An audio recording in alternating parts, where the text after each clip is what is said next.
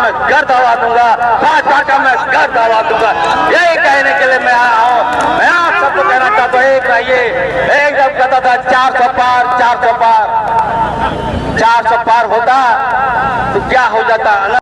इस देश को नरेंद्र मोदी ने अडानी के हाथों बेचने का काम किया है और देश की गरीब जनता को लूटकर सारा पैसा अडानी और अंबानी का माफ कर रहे हैं।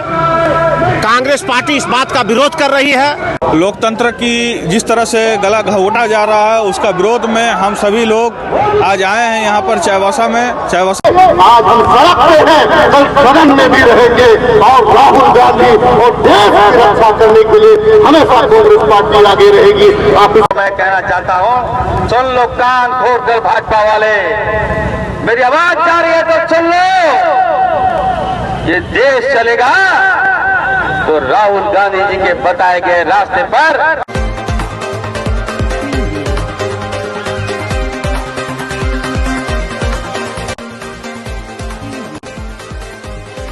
ब्रेकिंग न्यूज नेटवर्क, आपकी बात आपके साथ।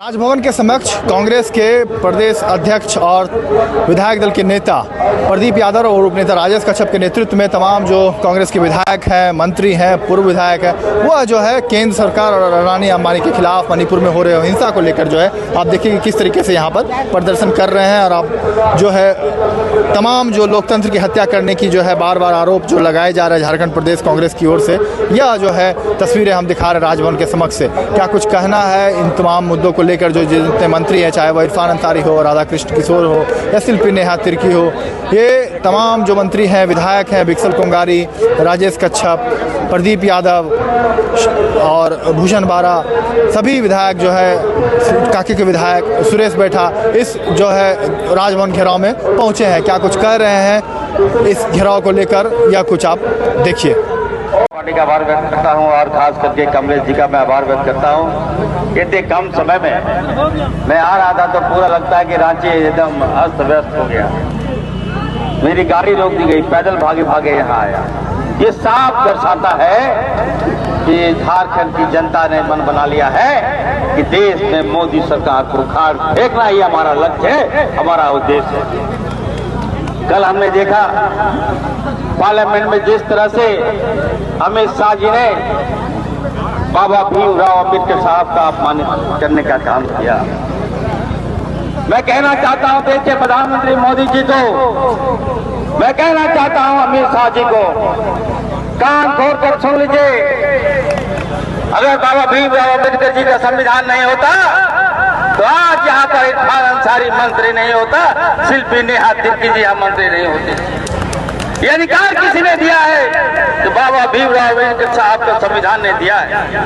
और आज आप बात करते हैं हम कानून बदल देंगे, ऐसा कर देंगे, वैसा कर देंगे, अडानी के कहने पर ये देश को चला रहे हैं। ये निश्चित तौर पर मैं कहना चाहता हूँ, सुन लो कान खोल कर भाजपा वाले, मेरी आवाज जा रही है तो सुन लो। ये देश चलेगा तो राहुल गांधी जी के बताए गए रास्ते पर और बाबा भीमराव अम्बेडकर जी के कानून से हमारा देश चलेगा। ये देश मोदी जी के कानून से नहीं चलेगा, अमित जी के कानून से नहीं चलेगा। इसलिए अगर जरा सा भी तुम लोगों ने इस कानून पर छेड़छाड़ किया तो मैं वादा करता हूँ ये इरफान अंसारी भाजपा का मैं घर दबा दूंगा, भाजपा का मैं घर दबा दूंगा। यही कहने के लिए मैं आया हूँ। मैं आप सबको कहना चाहता हूँ, एक रहिए। एकदम कहता था 400 पार, 400 पार, 400 पार होता तो क्या हो जाता, अनर्थ हो जाता इस देश में। तो धन्यवाद दूंगा राहुल गांधी जी को, धन्यवाद दूंगा कांग्रेस पार्टी को जिसने भारतीय जनता पार्टी मोदी जी का घमंड को तोड़ने का काम किया। मैं फिर से मैं अध्यक्ष जी को बहुत बहुत आभार व्यक्त करता हूं और खासकर प्रदीप यादव जी को मैं बधाई देता हूं, राजेश कच्छप जी को बधाई देता हूं कि नई टीम के साथ कांग्रेस पार्टी का पहला कार्यक्रम है और ये ऐतिहासिक कार्यक्रम है। इस जोश जुनून को हम बना के रखेंगे और झारखंड में भी कांग्रेस पार्टी को मजबूत देने लाने का काम करेंगे। बहुत बहुत धन्यवाद। जय हिंद। कॉन्स्टिट्यूशनल इमेजिनेशन था, उसके पीछे क्या था कि हम अपने संविधान के माध्यम से हिंदुस्तान की संघीय व्यवस्था को मजबूत करेंगे, आर्थिक और सामाजिक ढांचा को मजबूत करेंगे। लेकिन जिस तरह पूंजीवादी व्यवस्था वो लागू कर रहे हैं, इससे तो यही लग रहा है कि पूरे हिंदुस्तान में आर्थिक और सामाजिक स्तर पर ये जो है सो एक आपातकाल की स्थिति। एक समय था जब इमरजेंसी हुआ था पॉलिटिकल रीजन से, आज स्थिति यह है कि इस देश में आर्थिक और सामाजिक आपातकाल की स्थिति इसलिए बनी हुई है कि जो कार्य संस्कृति है भारतीय जनता पार्टी और प्रधानमंत्री जी की, वो जिस तरह पूंजीवादी व्यवस्था को फिर से स्थापित करना चाहते हैं तो सामाजिक समानता तो समाप्त हो जाएगी। जो रिलेशन केंद्र और राज्यों के बीच होना चाहिए उस रिलेशन को वो खंडित करना चाहते हैं। तभी हमने कहा कि इस दोनों फ्रंट पर इमरजेंसी की स्थिति है।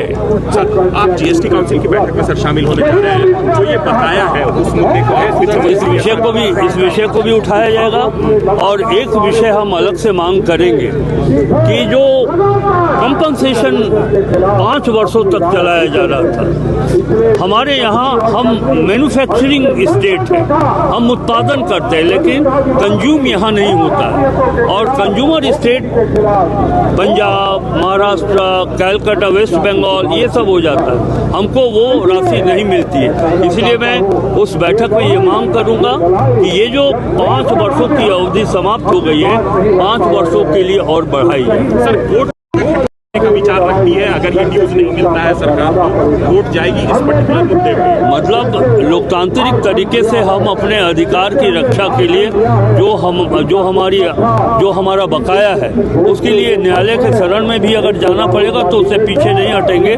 लेकिन एक पॉलिटिकल एथिक्स क्या कहता है कि किसी भी राजनीतिक दल, किसी एक गवर्नमेंट को अगर केंद्र सरकार के खिलाफ कोर्ट का शरण लेना पड़